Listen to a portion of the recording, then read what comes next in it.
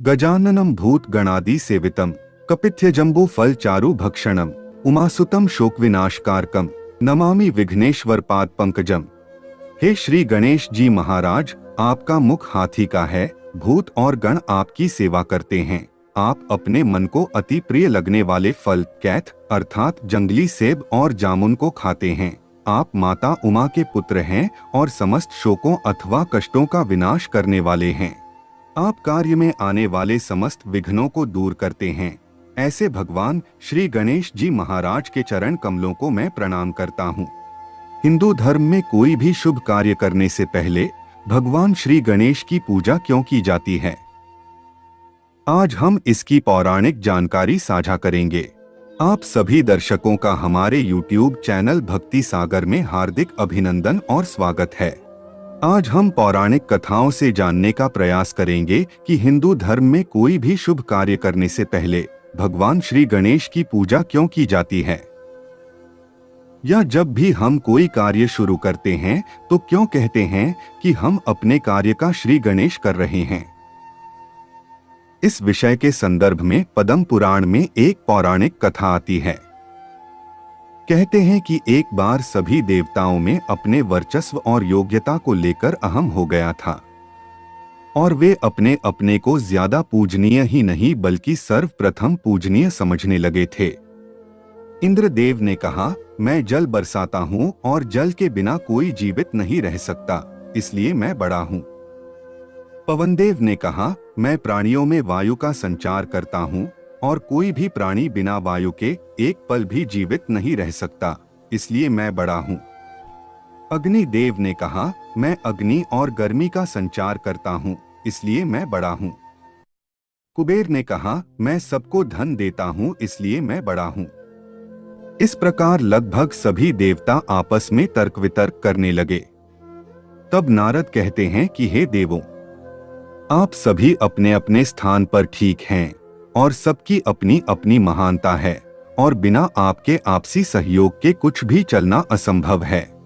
लेकिन सर्वप्रथम कौन पूजनीय है, यह चिंतन का विषय है।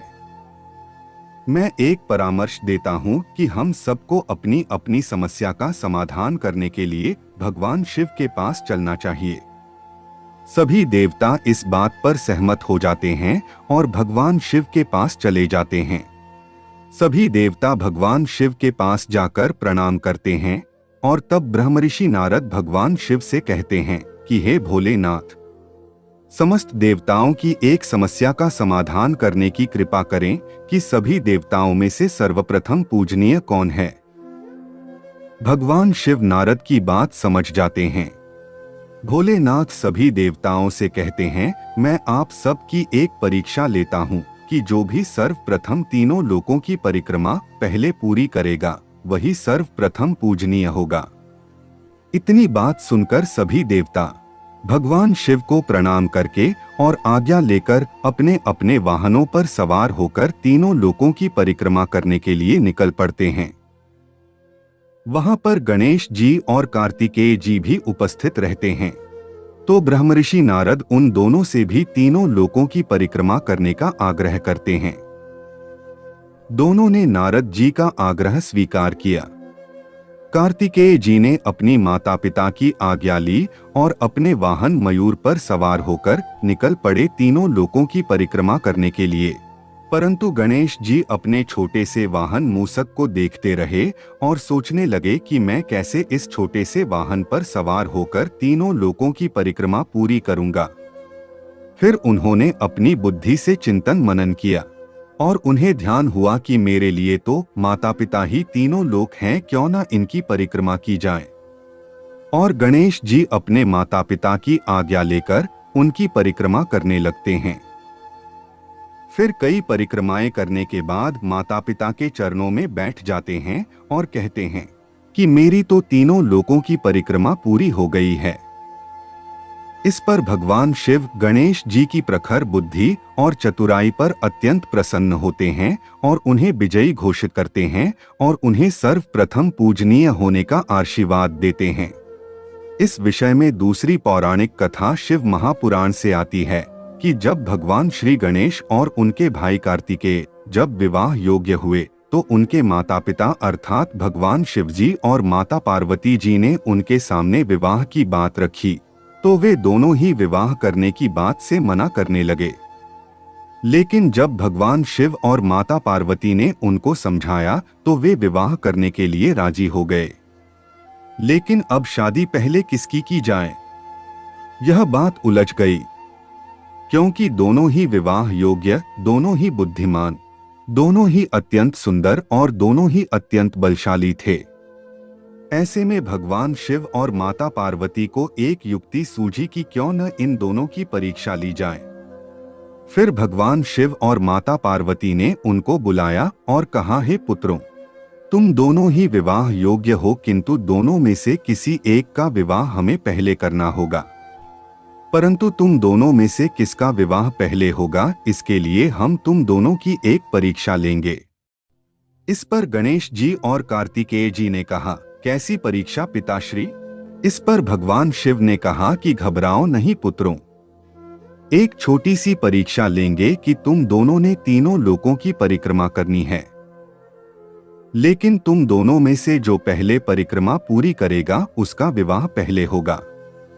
इतना सुनते ही कार्तिकेय जी ने माता पिता से आज्ञा ली और तीनों लोकों की परिक्रमा करने के लिए अपने वाहन मयूर पर सवार होकर निकल पड़े।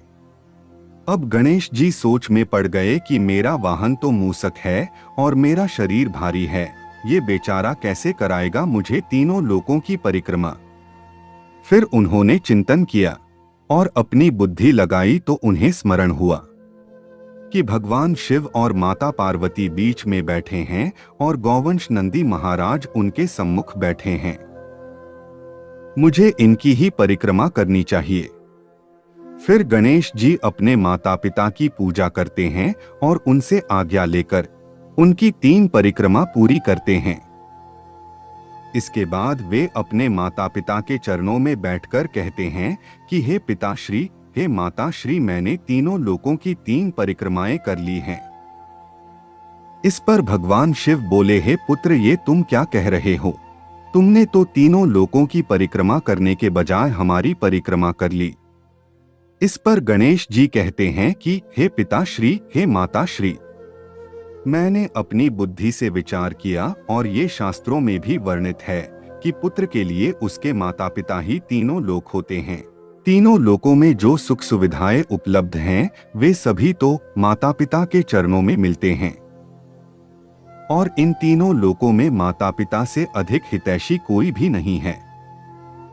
आठ मेरे लिए आप दोनों ही तीनों लोक हैं, सो मैंने आप दोनों की परिक्रमा कर ली है। आपके सम्मुख गौवंश नंदी महाराज भी हैं, और क्योंकि गौवंश में सभी देवी देवताओं का निवास होता है, इस प्रकार मैंने नंदी महाराज की परिक्रमा कर समस्त देवी देवताओं की भी परिक्रमा कर ली है। यह सुनकर भगवान शिव और माता पार्वती अत्यंत प्रसन्न होते हैं और गणेश जी को विजेता घोषित करते हैं और कहते हैं कि तुमने अपनी विलक्षण बुद्धि से जो कार्य किया वह अत्यंत ही प्रशंसनीय और शुभकारी है। अतः हम तुम्हें वरदान देते हैं कि जिस प्रकार तुमने अपनी चतुर बुद्धि प्रबलता से तीनों लोकों की परिक्रमा पहले पूरी की है, उसी प्रकार तीनों लोकों में सर्वप्रथम तुम्हारी भी पूजा होगी, और लोग कोई भी कार्य करने से पहले तुम्हारी स्तुति करेंगे।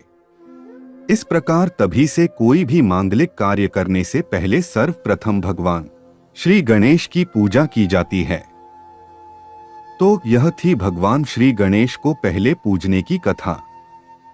आशा है आपको यह जानकारी अच्छी लगी होगी। अगर अच्छी लगी हो तो हमारी वीडियो को लाइक करें और हमारे चैनल को सब्सक्राइब करें। एक बार फिर से बहुत बहुत धन्यवाद। जय हिंद, जय भारत।